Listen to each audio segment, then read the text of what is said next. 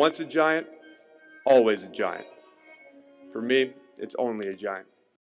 What's going on YouTube, Diggy546, and we're back at it from the dumpster fire. And listen guys, I've been trying to get out the Cam Ward film breakdown for the last week almost, and we're dealing with some copyright issues. So what I'm probably going to do is upload it on the members only section. So that'll go on there, and I'll probably make another video later on that's condensed with less footage that'll be available to everybody. But if you want to check that out, go ahead and check out the members section. But today I wanted to talk about the Giants possibly getting an answer at quarterback and at wide receiver.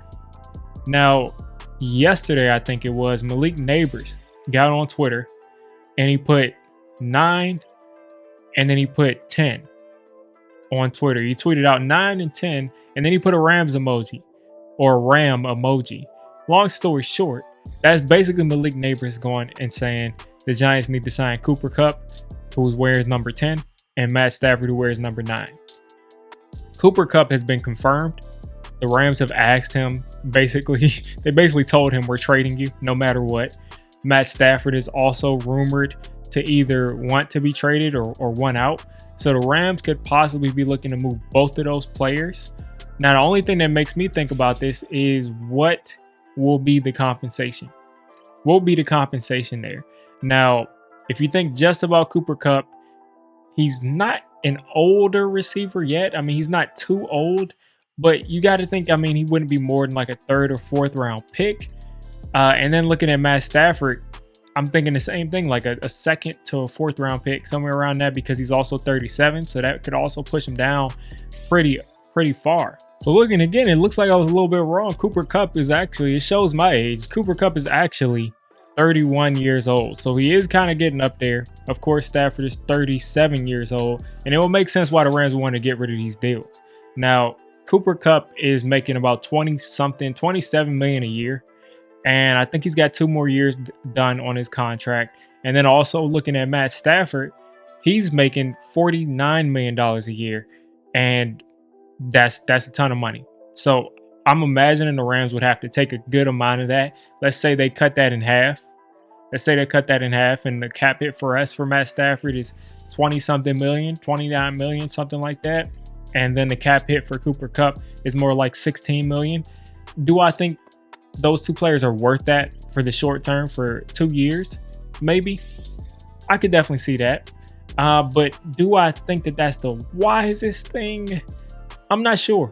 I would have to see the official numbers, but it does, from a football perspective, really intrigue me.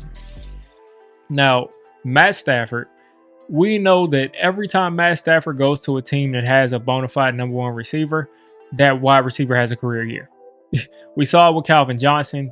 Calvin Johnson, almost 2,000 yards, went absolutely bonkers. Went absolutely crazy with Matt Stafford, and he always got the football when he needed the football. Goes to the Rams. Cooper Kupp, instant, broke the reception record, I'm pretty sure. Had the triple crown. So Matt Stafford is very adept at getting wide receivers the ball, and that makes perfect sense for why Malik Nabers will want him on the team. Also think of Kenny Golladay. Matt Stafford had Kenny Golladay looking like a dog, a bona fide wide receiver 1. And while he suffered from injuries, and that's possibly why he didn't do as well here, it was also because the quarterback was different. So I really do think that we could get some high-level quarterback play. I think Matt Stafford at this point, I mean, you can make an argument that he's a Hall of Famer. I mean, he's got the Super Bowl, he's got the stats, he's got the numbers. He's been a productive quarterback who really, was one of the, not the first guys, because people have been doing it forever, but one of the first people of this, these last couple of generations that had the sidearm that Patrick Mahomes gets praised so much for. So Matt Stafford would be amazing if the Giants were to take a Cam Ward or to take a Shedeur Sanders or to take a Jackson Dart, Milroe, and so on and so forth, Quinn Ewers, anybody. They will be able to sit and really learn.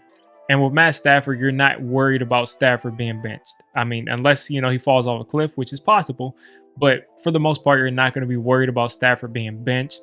And the rookie will probably sit a good amount of the season and really get to learn everything that they can from Matt Stafford. And also, there's a difference between when you're a rookie and you sit for 10 weeks and you're watching just dysfunction ahead of you, And there's a difference when you sit as a rookie and you get to see a winning, great quarterback, Hall of Fame level quarterback going about his business.